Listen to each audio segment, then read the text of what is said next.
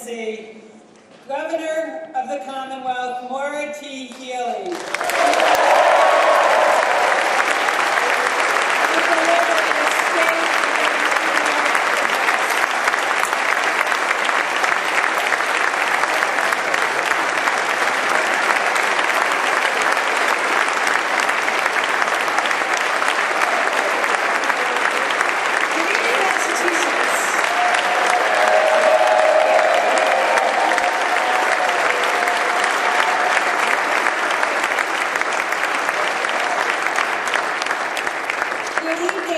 Massachusetts.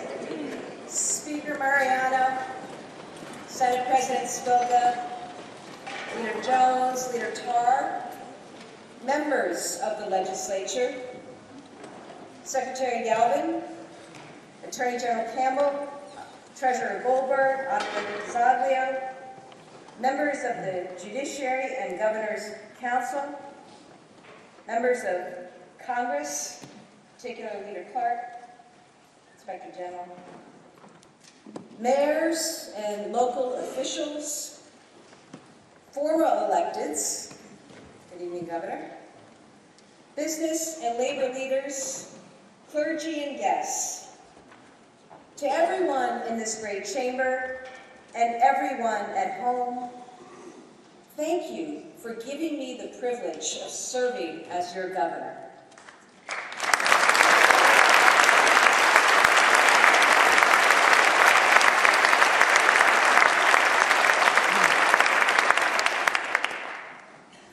Joanna and our families, thank you for your love and support. To our Lieutenant Governor, the LG, Kim Driscoll.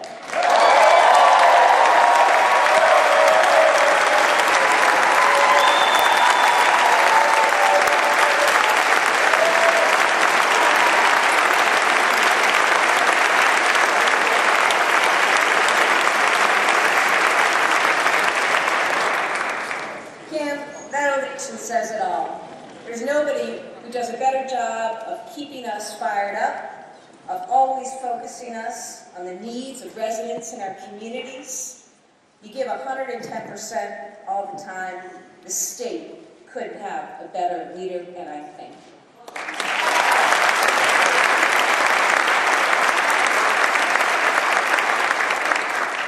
you. To members of our cabinet and executive staff, Team Massachusetts, all the way. Let's see those bracelets. To our state employees, thank you for the work that you do to keep Massachusetts strong.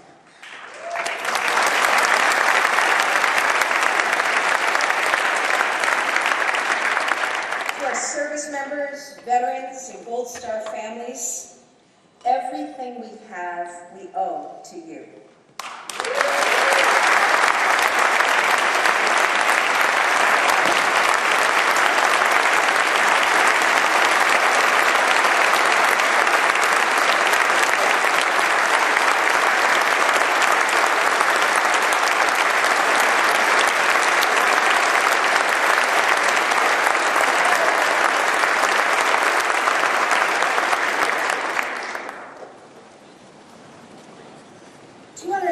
Years ago this April, on a common in Lexington and a bridge in Concord, the farmers, tradesmen, and shopkeepers of the Massachusetts militia took a stand.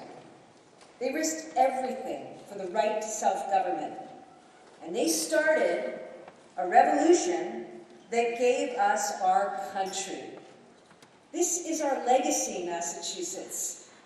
It's more than our history. It's who we are. The militia that fought at Lexington and Concord, guess what? It never disbanded. It kept going. It became part of the United States Army and defended freedom at every moment in our history. Today, it's known as the 181st Infantry Regiment, the 181, and its home is in the Massachusetts National Guard. Now, for most of the last year, the 181 was deployed to Iraq, defending peace in one of the most dangerous regions of the world. A few weeks ago, Joanna and I went out to Hanscom Air Force Base to thank those soldiers who were returning home. They stepped off the plane. No coats, just camo in their boots, straight into a welcoming, freezing wind and driving snow.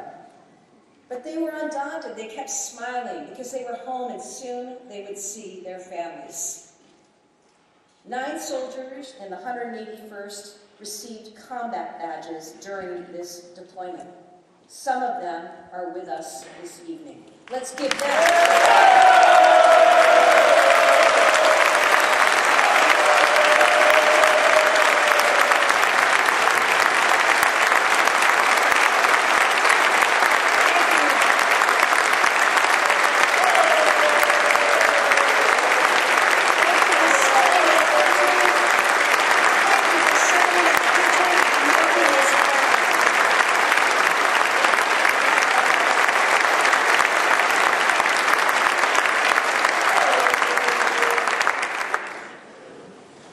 I'm moved beyond words by the grit, drive, sheer goodness and determination of the people of Massachusetts. I see it in the firefighters who spent weeks battling wildfires last fall. When we see, as Father John said, what the firefighters are doing in Southern California right now, and what our own firefighters, and also first responders, and also police officers do every single day, we are so grateful. Tonight, I want to welcome home. Tonight, we're honored to have with us International Firefighters President and Boston's own Ed Kelly.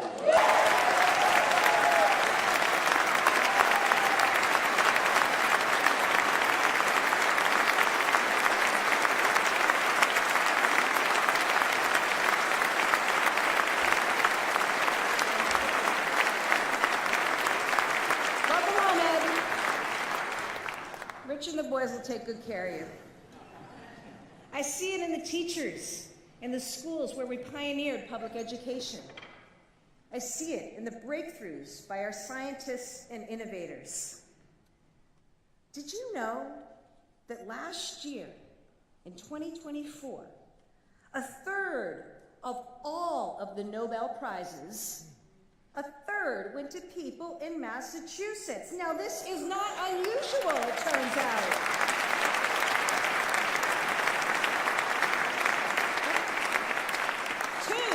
Two MIT economists won for showing that democracy makes economies stronger. And tonight with us are Victor Ambrose of UMass Chan Medical School and Gary Rivkin of Mass General Hospital and Harvard. They won the Nobel Prize for Medicine, and they and you will be glad that our economic development bill that we passed and reinvested in life sciences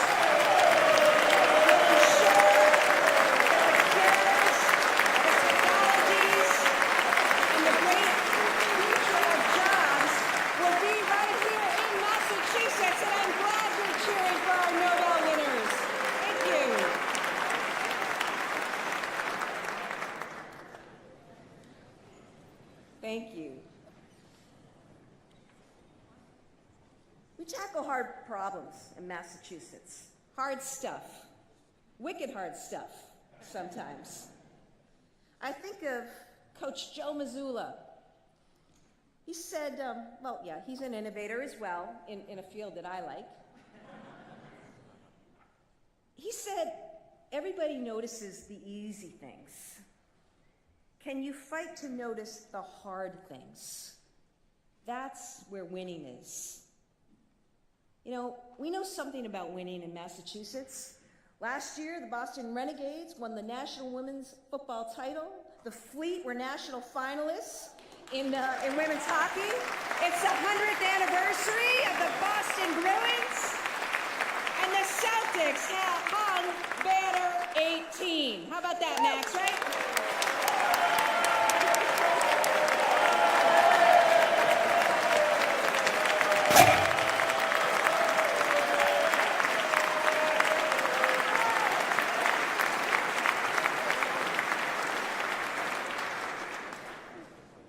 relax. And you know what was really special? Though they did not happen in Massachusetts, they happened in Paris. Those Olympic and Paralympic Games, we had over 40 athletes from Massachusetts representing our great state. With us tonight are rowing medalist Clark Dean and also Famida Ayambeku.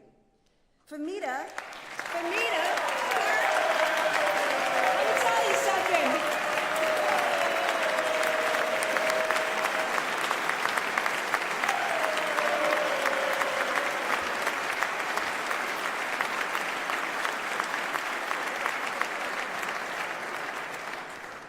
I just got to say something about Famida. You know, she's a world-class Paralympic sprinter and a mom who gave birth 8 months before she competed. She made the finals in the 100 meters, did us proud.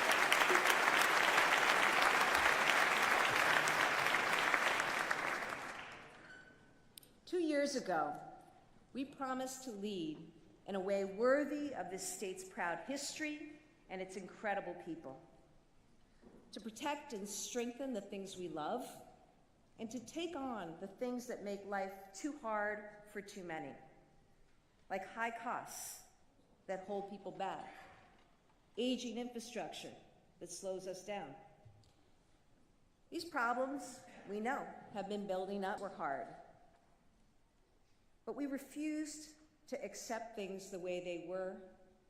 We refused to kick the can down the road any longer. Why? Because if those soldiers can spend a year away from their families, if our firefighters can toil for days in the woods burning, if entrepreneurs can pour their heart and soul into business, then government can do our job and deliver the results that you pay for and that you deserve. And that's what we've done. Working with everyone in this chamber, and I mean it, as I look across this room tonight, I think about the work that we were able to do together, working with others across this great state. And in that work together, I'm proud to have been a part of working to complete one of the most productive legislative sessions in Massachusetts history. Tax cuts, housing, economic development, health care, climate, veterans, to name a few. Mr. Speaker, Senate President, it's not lost on me that this could not have happened without your leadership. Thank you for staying with it. Thank you for getting so much done.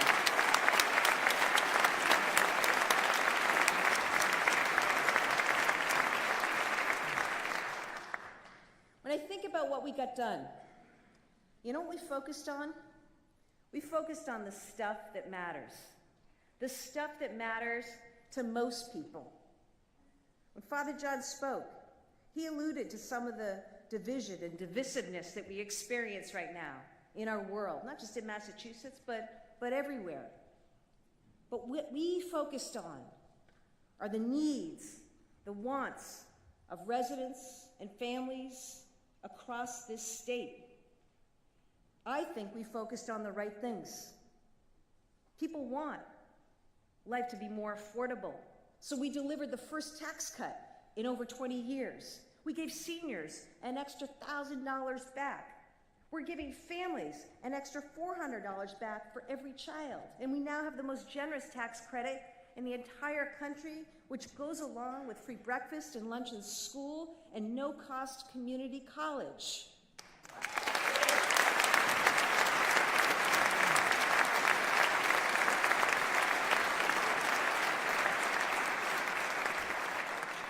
We know that people need childcare. You know, after the pandemic, childcare across this country was collapsing. Childcare centers were closing. We got to work here in Massachusetts. And we got to work because we know our working parents are counting on us. Do you know that we are, and I'm proud to say this, the only state to fully replace federal support that went away with a $1.5 billion investment. We not only saved our system, affordable childcare is growing now in Massachusetts. Today, 36,000 more children are getting care. And what does that mean? It means their parents are able to go to work and support their families.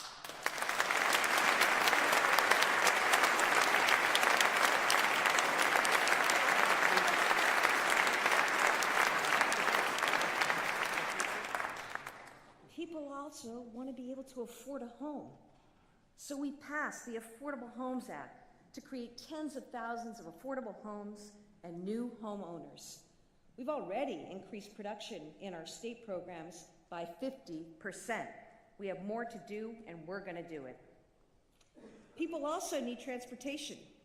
They rely on public transit to get around. Remember when we took office? Trains were barely moving. So we hired an experienced general manager for the T in Phil Ang. And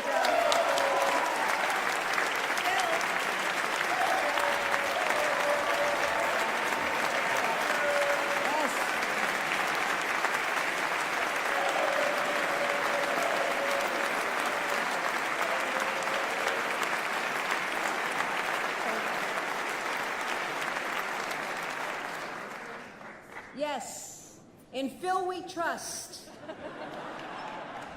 And why? Because with Phil and the added workforce, Phil set a goal with his team of fixing tracks by the end of 2024. A bold promise, given the T's history. And I don't know the last time a governor talked about the T so early in a state of the state.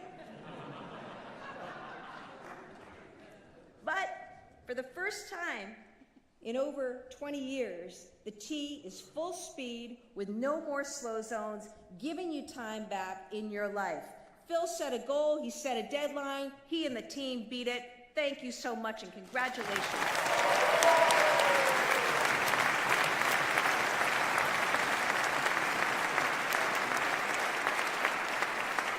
We also made regional bus systems from the Berkshires to Cape Ann fare-free.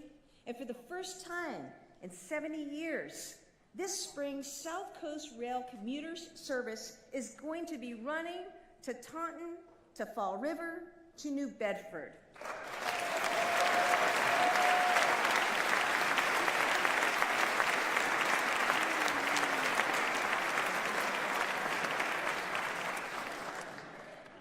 Transportation, housing, childcare. You know what people also want? They want safe and modern infrastructure.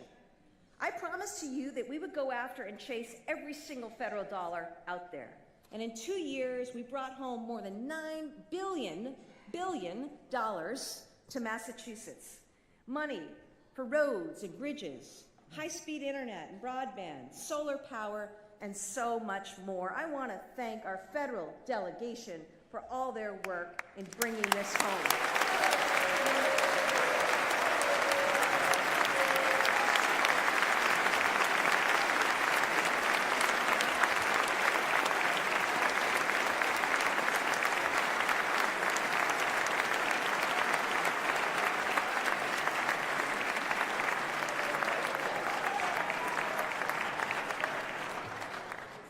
Big deal.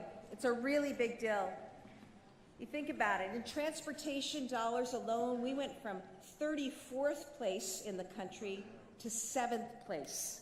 We were ahead of larger states like Florida, Ohio, and North Carolina. We won funding to take the next steps forward on West-East Rail. We got the biggest bridge grant ever given to a state for the Cape Cod bridges.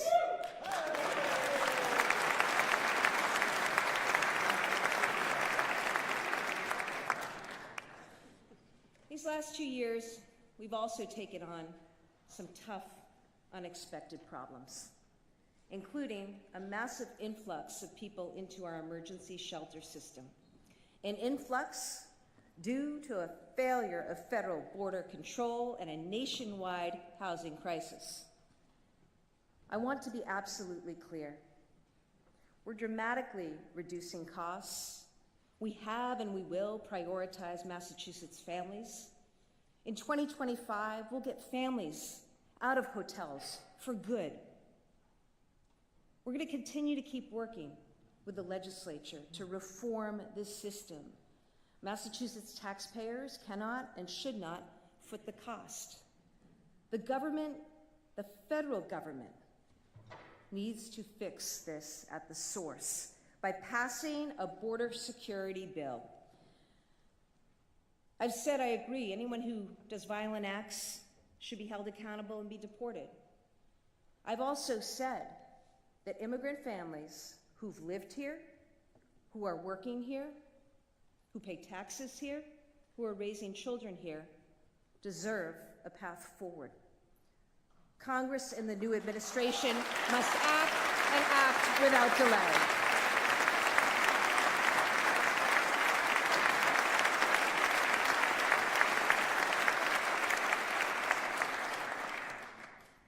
And whatever else is happening, we'll always put our veterans first. We passed the HERO Act. It's the biggest veterans legislation in state history. Thank you. That legislation, it's expanding health benefits, job opportunities, and so much more.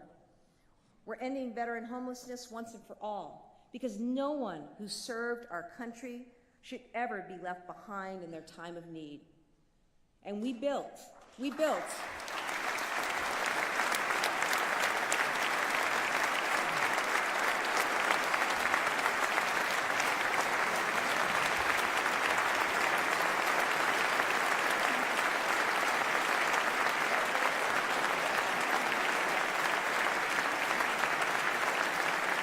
know what we also did? In a short period of time, following a chapter of tremendous tragedy and heartache in our state, we built brand new world-class facilities at the veterans' homes in Chelsea and Holyoke.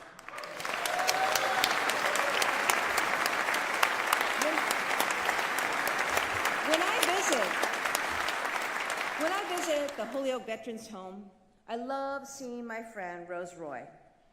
Rose is 102 years old. She is a World War II veteran.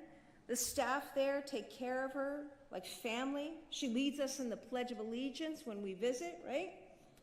Rose, I know you couldn't make the trip here tonight. I know you're at the home watching with friends, and I just want to say to you and to all out there who served, we all thank you for your service. We love you, and we really, really want you to know that.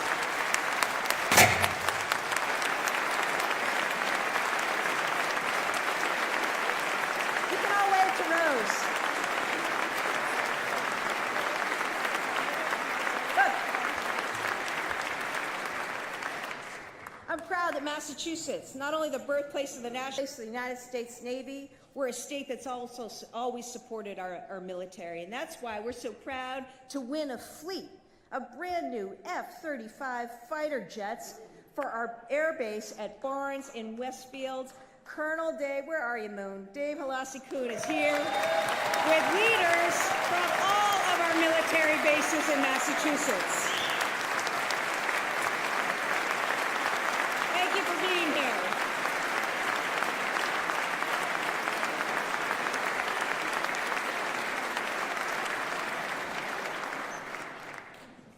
People want their government to work for them.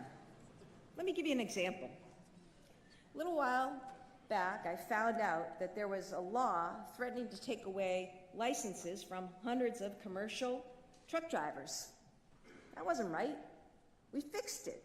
And now they're keeping their licenses and their jobs. International Teamsters President Sean O'Brien's in the house tonight. He knows what a good trucking job means to middle-class families, and so do we.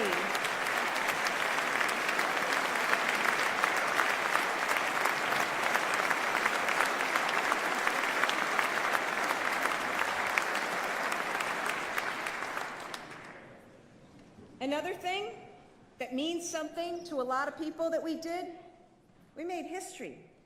by pardoning hundreds of thousands of people for misdemeanor marijuana convictions. It was the right thing to do. Thank you.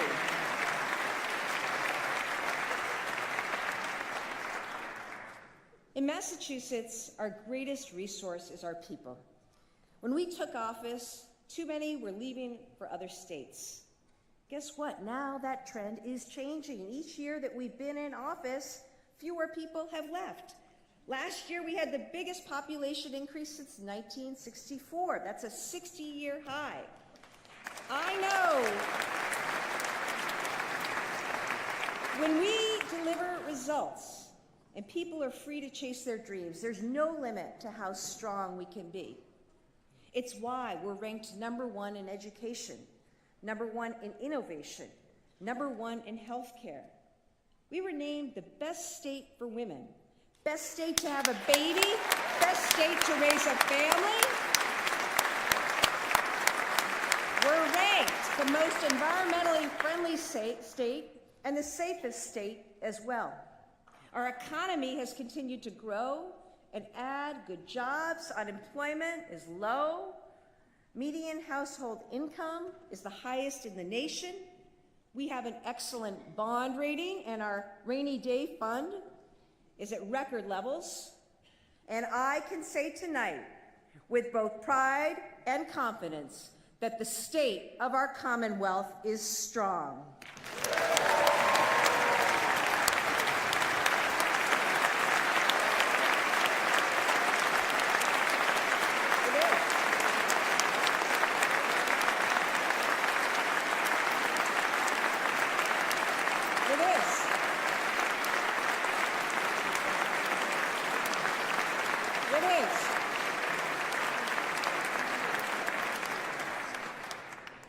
It is.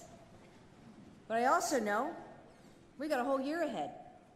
And this year, we're going to work to implement all that historic legislation that I was talking about.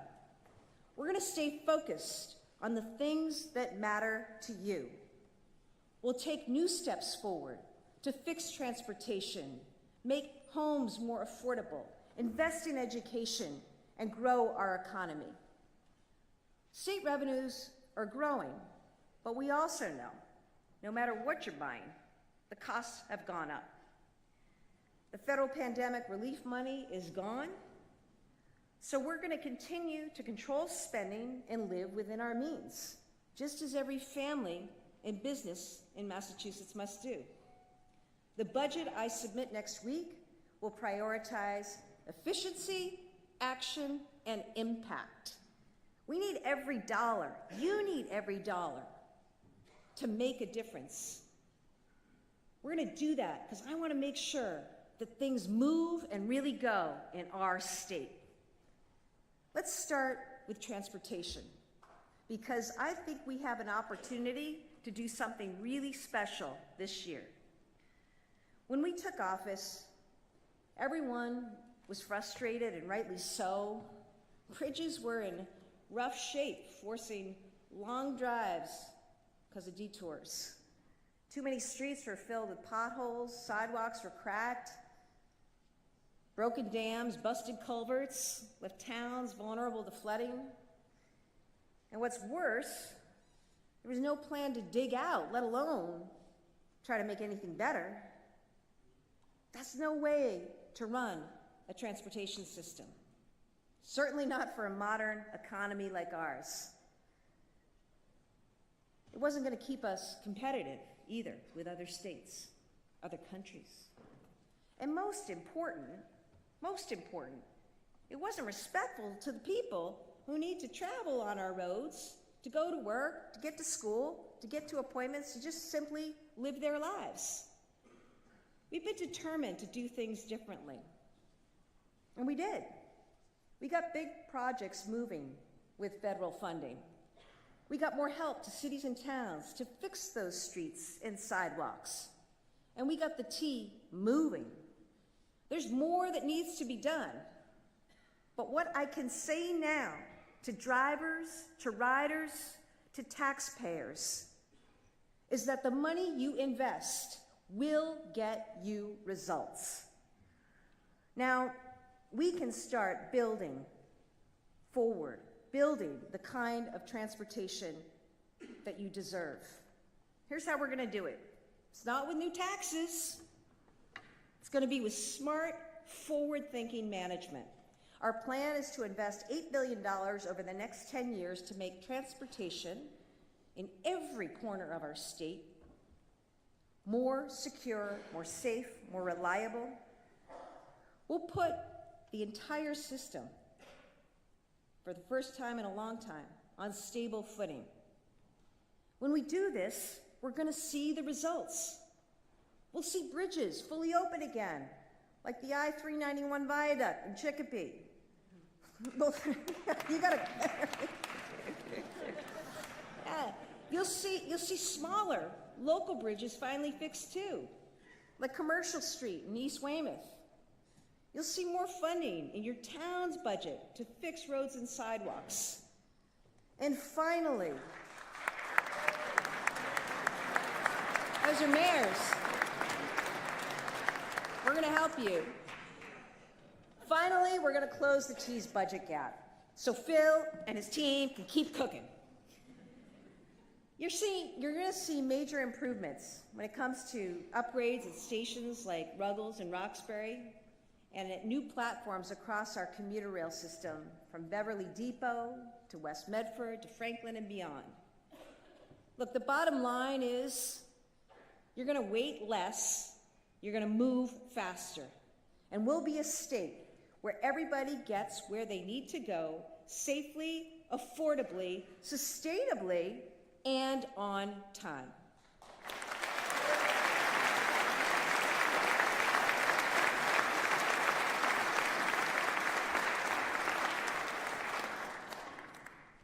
Let me tell you about housing. For decades, we didn't build enough housing in this state. We're paying the price for it right now. There's not enough housing, it's too expensive, but we're changing that. This year, with the Affordable Homes Act, we're going to get shovels in the ground and people in homes, and we're going to do it by working together. A $5 billion act we passed, thank you so much, I was able to sign. Now we're going to implement. Now we're going to lean in and implement. So far, already, more than 116 towns have said yes to more homes near transit through the MBTA Communities Act.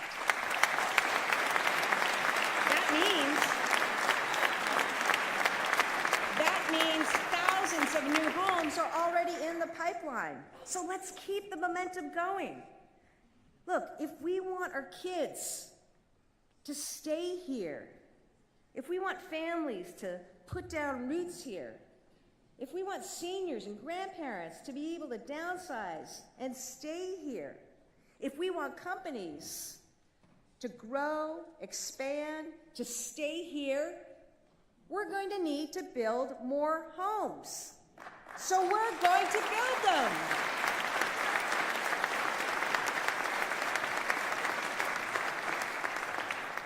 Now, I've talked to you about homes and home ownership. I also want to speak to the renters out there. And the renters aren't just young people. So many families in this state are renting. And I know wherever you move, there's a huge cost. First month, last month, security deposit. I rented for many years. I know it adds up.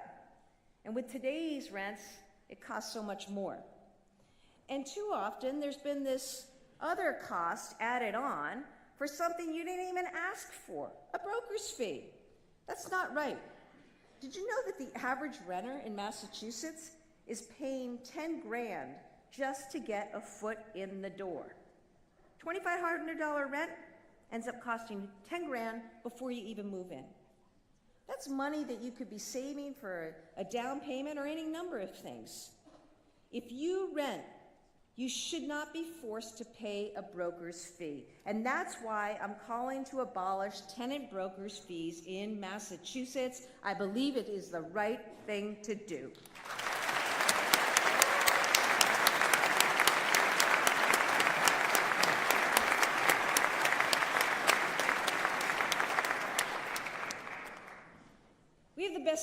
schools in the country. It's a core value and also one of our competitive advantages.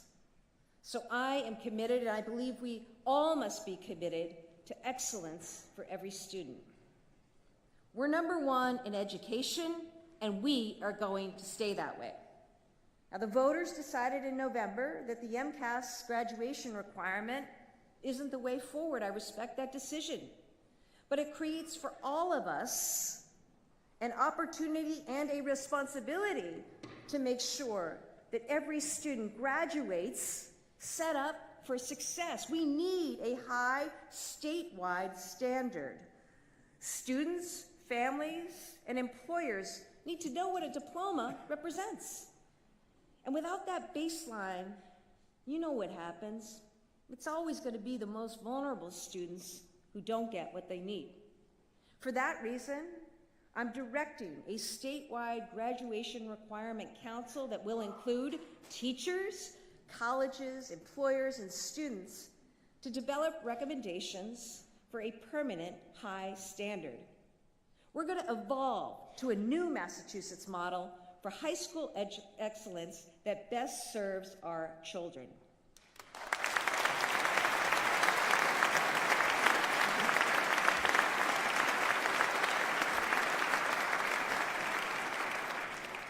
And you know what? I don't know any of you with kids at home, but high school is not what it used to be, nor should it be. So we're going to match those high standards with great opportunities. Great opportunities like early college and job training programs that give students a leg up on their next step. Let me introduce a young man, Harris. Where are you, Harris? There's Harris. Let me tell you, well, don't clap for him until I tell you what he's done. I'm kidding. Harris comes to us as a graduate of Burlington High School. Now, when he was there, he didn't just take traditional courses. He was also taking computer science through a career pathway. It's one of the programs that we've brought to over 100 high schools in Massachusetts. These programs partner with local employers in fields from biotechnology to advanced manufacturing to clean energy. As a senior, Harris did a capstone project with an industry mentor nearby. He built an app for a local sneaker store called Courtside Kicks. Now he's a freshman at the University of Massachusetts Lowell, doing a degree in software engineering and managing that sneaker store part-time. He's working hard, he's building great experience.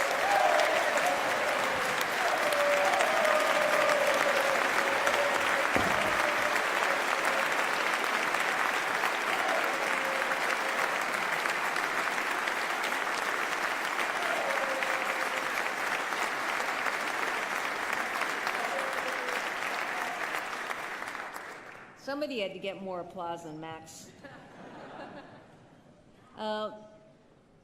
That's a real program, and I want parents out there to understand what's going on. Not only can your kids go to high school and take courses at a nearby community college and actually get credits towards an advanced degree, but we have programs like Career Innovation Pathways, where they can be on their way to learning skills and to working while gaining academic coursework achievement in our public high schools. We want that for all of our kids across the state.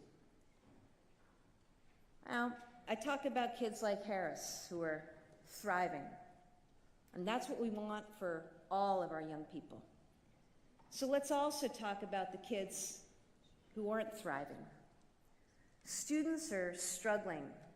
There are pressures, there are challenges that we never had to deal with when we were growing up. And when our sons and daughters are in crisis, they need help right away. No one, especially a child, should sit for hours or days in an emergency room waiting for mental health care. That's why we opened up 31 community behavioral health centers across the state. And you know what? They're working. They're there providing 24-hour dedicated care. They've made a difference, helping more than 30,000 young people so far. We're going to keep supporting that work. But we also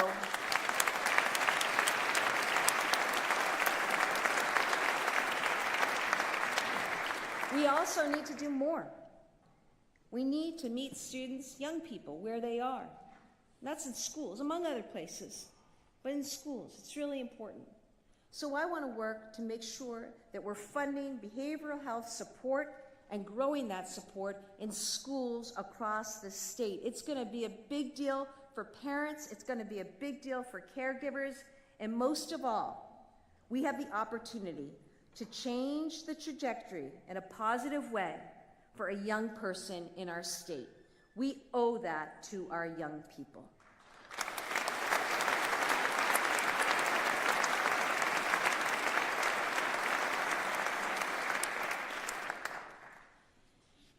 You know, I wanted to take a moment on that because I do think it is something that so many people struggle with, so many families struggle with, mental health. I also want to remind people it's so important that we reach out and that we encourage and empower those who are struggling with mental health challenges to reach out and to find support. We've got a lot of support in this great state. We've got to find ways to build more support.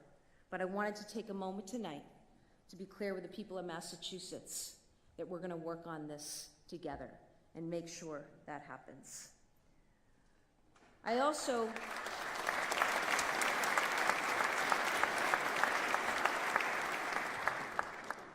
We're talking about education and laws. I just want to talk about a special person, Representative Carol Doherty of Taunton. She's a longtime educator, and she can't sadly be with us tonight, and we wish her the very best. But I mentioned Carol because this year, I believe that she and Senator Oliveira will reintroduce legislation to make classes in American Sign Language eligible for course credit. ASL, we know, is used by millions of Americans, and interpreters are in short supply. So we're going to work to get this done. And Carol, I know you couldn't be here tonight, but I just wanted to say thank you. Massachusetts is America's healthcare leader. We're first in quality, first in coverage, and we're number one for having the healthiest population. I don't know that I contribute to that, but I'm working on it. Look, we're number one because we have the best and hardest working nurses and doctors and healthcare professionals, not just in the country, but in the world. And we lead because we don't accept the status quo. We keep pushing forward. Last year, we were able to get an additional 60,000 Massachusetts people affordable health care coverage. Because of the steps we took, people in Massachusetts now have access to breast cancer screenings, midwives, doulas, birthing centers, recovery coaches, and so much more, because insurance is going to cover it. I also know that many, but you go to a pharmacy totally stressed out because you don't know if you can afford it. We've taken steps to take that stress away from people, and last week I signed a law that says you're not going to pay more than $25 a month for that insulin, for that inhaler, or whatever it is you need. I think that's really, really important. I thank the legislature for their work to get that bill done.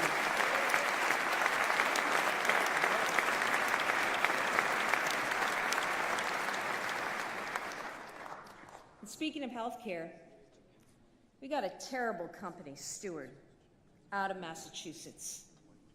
And in the course of that, we saved 6 hospitals, protected 13,000 jobs, shored up the stability of the healthcare market. And I just want to say we did that because we worked as a team.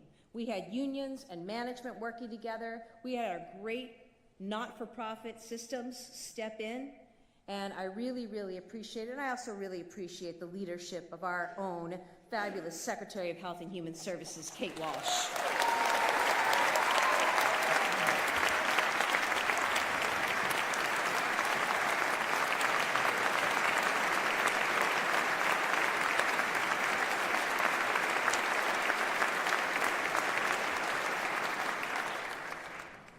We still have much work to do. Patients are paying more than ever for premiums and out-of-pocket costs. Oftentimes, it's just so hard to get an appointment. It's really frustrating, isn't it? It's unacceptable. It should be unacceptable in our state. So we've got to change it. Here's what I think we need to do. I know I'm going to direct my administration to shift healthcare resources to the front lines. What do I mean by the front lines? I mean primary care. Primary care. If we focus on primary care, we're going to get rid of a lot of other problems that become a lot more complex and hard for people and families, and also a lot more expensive. I'd love to build a whole army of primary care providers to be out there across our state so that when you call for an appointment, you're actually going to get one. You'll get the care that you need where and when you need it.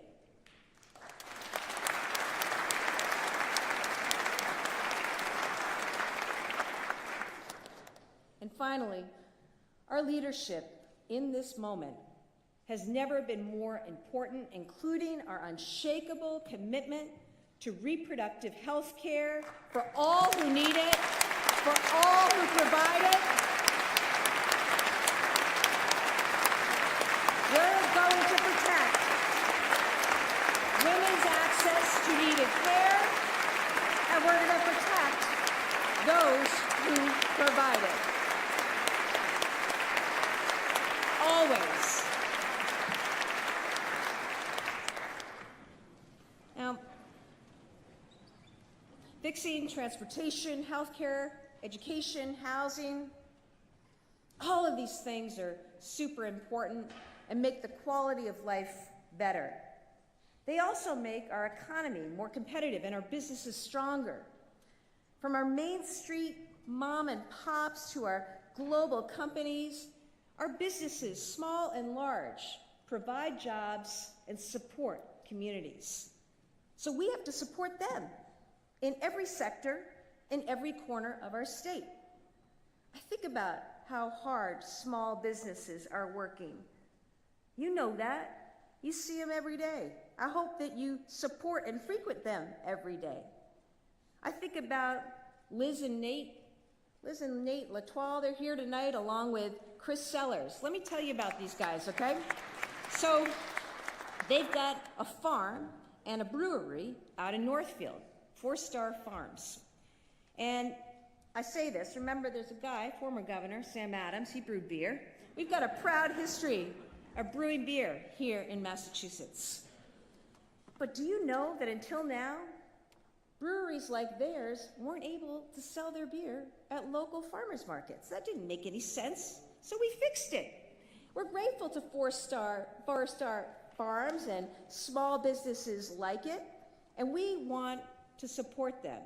And I raise that as an example because look, large or small, it may not be the biggest deal in the world to everybody, but you know what? It hurts them.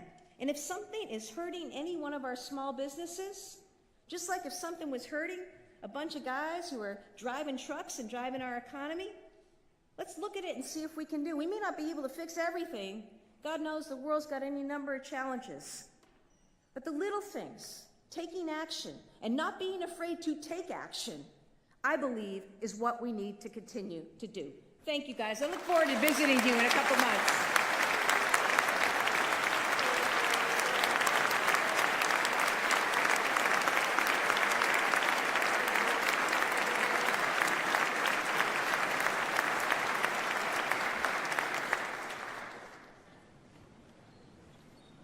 And I'll go one step further.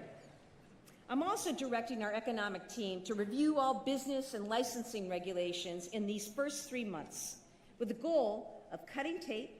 I want it cheaper and faster to do business in Massachusetts. I want people coming, okay? We can do that. When we back our businesses, they grow and they thrive. Just this year, look at our global life science companies. Our leaders are investing in headquarters, in labs, and manufacturing plants, not only in Greater Boston, but in Worcester and all across this state. Startups are growing here that are going to help us decarbonize and bring more energy to Massachusetts.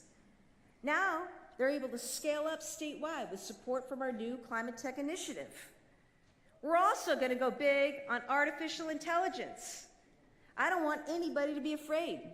AI is where the internet was 30 years ago. It's going to change everything. And states will either help steer AI's impact or will struggle to keep pace. We're Massachusetts. We're Massachusetts, where we actually pioneered the science behind AI. So I want us to lead for Massachusetts businesses, for our residents, and for our workforce. See, AI is going to help us cure those diseases faster. AI is going to help us identify where we need to build up those dams and shore up our coastline to deal with the effects of climate change. AI is going to help us, and is helping our administration right now, speed and improve the delivery of services. This is what Massachusetts does. We do it better than anybody else. I want us to do it now. I want us to do it now so much. It's why I've funded $100 million towards an AI hub to back the scientists, the startups, the companies, the researchers at our universities whose breakthroughs will define our future. We're investing in the data center in Holyoke that will support cutting-edge research by our universities, our research institutions, and our businesses. We're putting Massachusetts on the AI map, and our students, our workers, and our businesses will lead. Just you wait.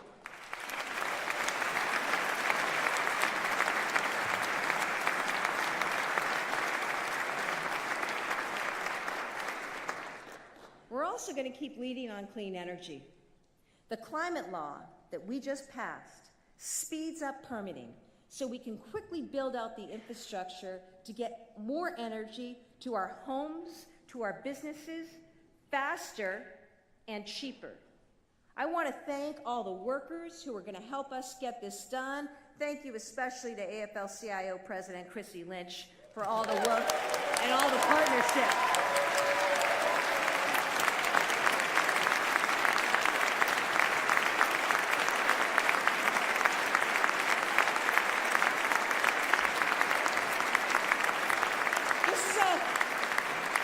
This is a big deal. It means cheaper energy, cleaner energy, and energy independence. We're going to be building new homes, new labs, new data centers, new manufacturing plants. We got to power it all. So we've got to go out and get after it. 250 years after we started a revolution, it's Massachusetts' moment again. We'll lead the commemorations of America's founding. We'll fire up our tourism economy. We'll shine a light on our revolutions today, the ideas, the solutions that continue to make our world a better, freer place. This is a moment to know our past, to understand our present, and to build our future. In 4 days, there will be a transition of power in Washington. I assure you, we will take every opportunity to work with the federal government in any way that benefits Massachusetts.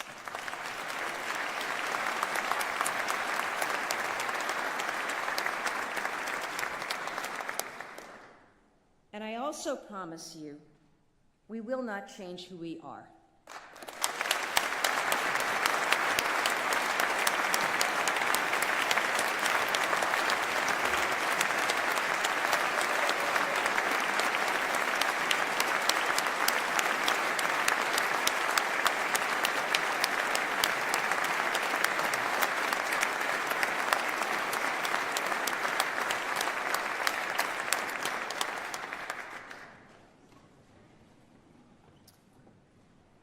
I know you've been listening to me long enough. And maybe while you were, your eyes wandered and you took in some of what is in this incredible chamber, the history, the moments that not only changed the course of America, changed the course of the world. So much of it It happened right in this space. And, I'm thinking about the fact that it was 64 years and about a week ago today, just days before his inauguration, President-elect John F. Kennedy spoke right here in this chamber. In this moment, I think of his words which are now inscribed on this rostrum. He talked about what service requires of all of us: courage, judgment, integrity, and dedication. Those are the values that must guide us in what must be a resolute focus on what people need and how we can work together to deliver for them.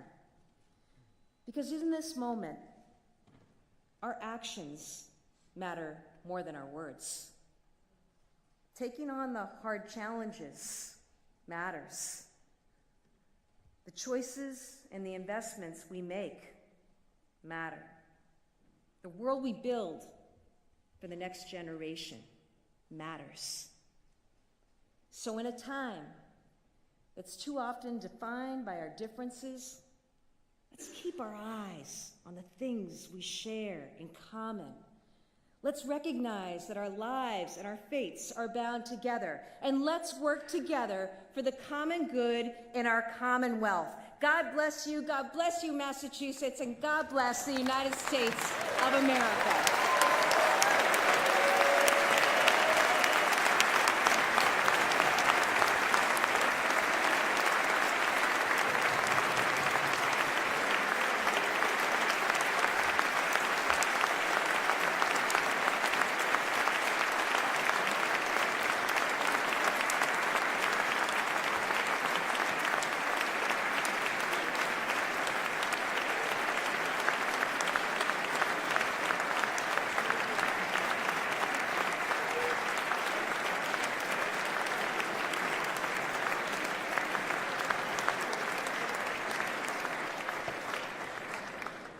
Nice job, Governor Healey. Thank you for your words.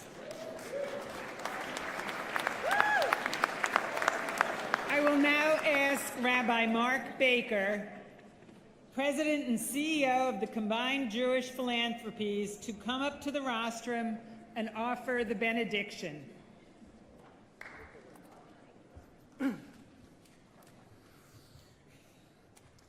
Thank you, Governor Healey, for your inspiring words and for your leadership. It's such an honor for me to be with you tonight. I'm a fourth-generation Bostonian, so this means a lot to me and to my family.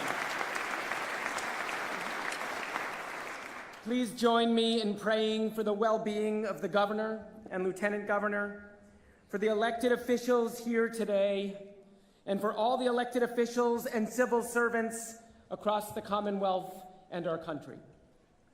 May God, source of justice, truth, and love, before whom every human leader stands, bless these leaders with the wisdom, discernment, and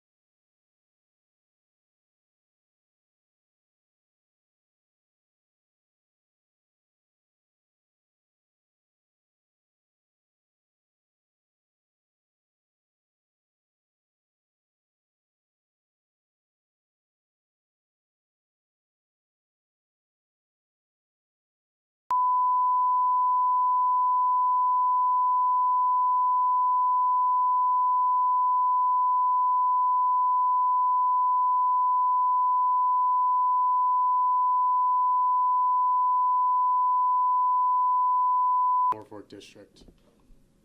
What you have just heard from Governor Maura Healey is a desperate hour-long list of reasons and excuses for why she is failing the people of Massachusetts.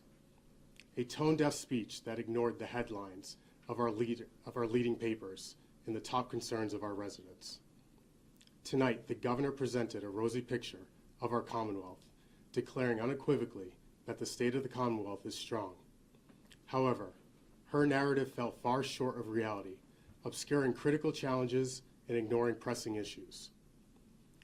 Massachusetts faces a crisis of affordability, with an unsustainable cost of living driving a mass exodus of residents. Folks are not buying what Governor Healey is selling, and the proof is in the lived experiences of the residents of Massachusetts. This exodus is no accident. It is a direct result of one party led by entrenched Beacon Hill party bosses and their partners in the Healey-Driscoll administration. Transparency is being systematically undermined by an unaccountable legislature and an administration that routinely stonewalls the press and the public. Due to the mismanagement, denial of truth, and a hyper-partisan system of governance, the migrant crisis has escalated into a humanitarian emergency, draining critical resources and posing a serious threat to public safety. Since the Healey-Driscoll administration took office, Massachusetts has become increasingly unaffordable, driving families like mine to consider leaving in search of better opportunities. Our Commonwealth exists in two separate realities, one that benefits the wealthy and well-connected, and another where families are burdened by unaffordable mortgages, high rents, rising costs for goods, and a bleak job market. Massachusetts ranks 5th in the nation for residents leaving the state, a trend fueled by excessive taxes and overregulation. These policies stifle businesses, drive up costs, and ultimately land on the shoulders of hardworking families. Massachusetts owes its status as a national leader in innovation to the grit and ingenuity of residents, yet stifled by one of the most hostile businesses in the country, burdened with excessive taxes and regulations. In the last decade, Massachusetts Democrats have sharp taxes on hotels and benefited from an explosion of revenue from casinos. Yet the MBTA continues to crumble, and our schools see their resources siphoned off. The influx of new revenues, coupled with tangible results, is undeniable proof that the government has a spending problem. If we risk losing our edge and watching. As the new governor of New Hampshire likes to say, Massachusetts used to be a success story. Now we're just a cautionary tale. It's time we chart forward by lowering and reducing regulations. We can empower businesses to thrive, create high-paying jobs, and lower the cost of living. Poor budget management is just one result of Beacon Hill that has operated in the shadows for decades. Last year, 72% of Massachusetts voters passed question 1, mandating that the state auditor open the government books and hold lawmakers accountable. Instead, legislative leaders have brazenly ignored the will of the people, and power is bottlenecked in the hands of roughly a dozen powerful Beacon Hill Democrats who act like they are above the system of democracy. If government shortfalls are Exhibit A, then the humanitarian disaster created by the Healey-Driscoll administration's mishandling of this migrant shelter system is Exhibit B. In the last 3 years, over $2.5 billion has been poured into this unsustainable system, and that's just the amount they're telling us. These funds could have provided every town and city in Massachusetts with $7 million in local aid. Instead, residents in struggling municipalities are forced to watch their tax dollars squandered on a problem the Democratic supermajority refuses to solve. Taxpayer money should be invested in strengthening our communities, not squandered to sustain a crisis just so Democrats can prioritize politics over pragmatism. Massachusetts Republicans think that it's time to prioritize our schools, local services, and the needs of our residents over reckless spending on free migrant housing. A Mass GOP public records request has exposed horrifying incidents within state-funded shelters, including sexual assaults, drug trafficking, and violent crimes. Even worse, the administration knowingly suppressed these revelations betraying the trust of Massachusetts residents. Governor Healey claims she ordered criminal background checks on shelter residents over a year ago. However, recent investigative reporting has revealed that these checks were not being conducted, and the governor has yet to explain why. I truly hope that the governor uncovers the truth behind this colossal oversight and isn't being misled by members of her own administration. It's becoming evident that the left hand of this administration doesn't know what the far left hand is doing. As Governor Healey fails to comply with her own mandate for migrant criminal background checks, she has no problem threatening the people of this Commonwealth with a mandate of her own. Reshape your communities the way she sees fit, or face lawsuits. Her administration's hypocrisy is evident. While refusing federal mandates to deport violent criminals, they are quick to impose state mandates on our cities and towns.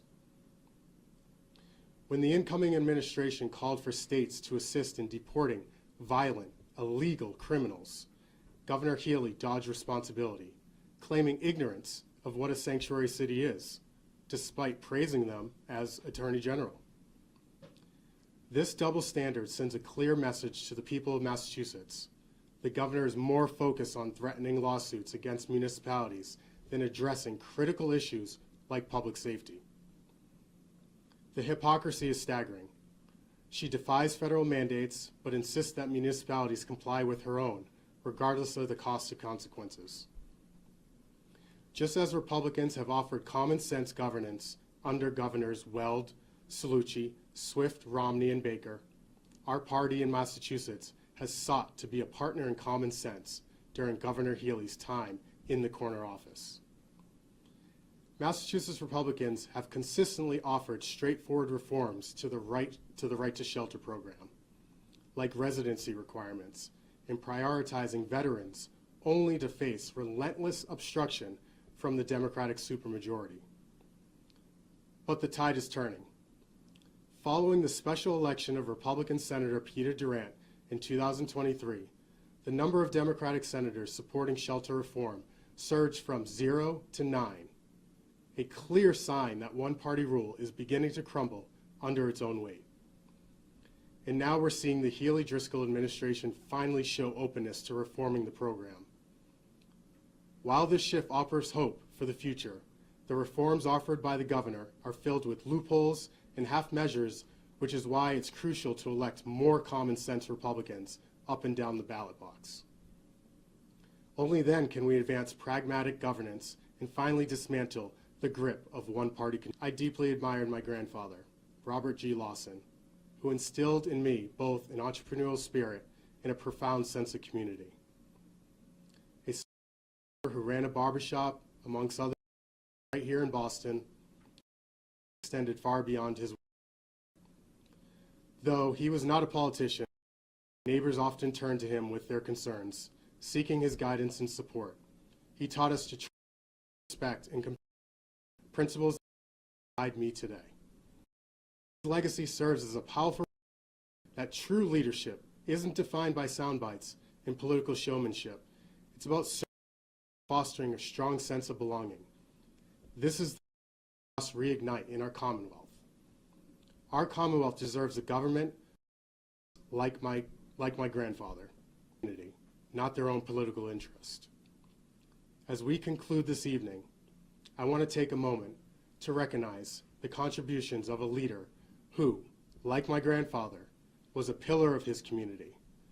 We recently lost a good friend in Joe Botash, a beloved husband, father, grandfather, and the select board chair in Rentham. Joe served his community with distinction, and his legacy will inspire us in the years ahead. Joe loved Rentham, and he loved our state, and I know he's looking down on us, rooting for our collective success. Massachusetts is at a crossroads. We face a critical decision: continue down a path of secrecy, mismanagement, and unaffordability, or chart a bold new course. To restore affordability, we must reduce taxes, implement smarter housing policies, and return growth decisions to municipal control. To ensure transparency, We must enforce the audits Massachusetts residents voted for, open the legislative processes, and end the abuse of transparency exemptions in the legislature.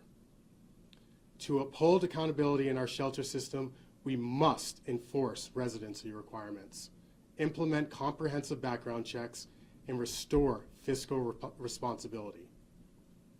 Together, with more balance in state government, we can build a Massachusetts where families afford to stay, businesses can thrive, and opportunities are within reach for all. Thank you, and may God bless you, and God bless our Commonwealth.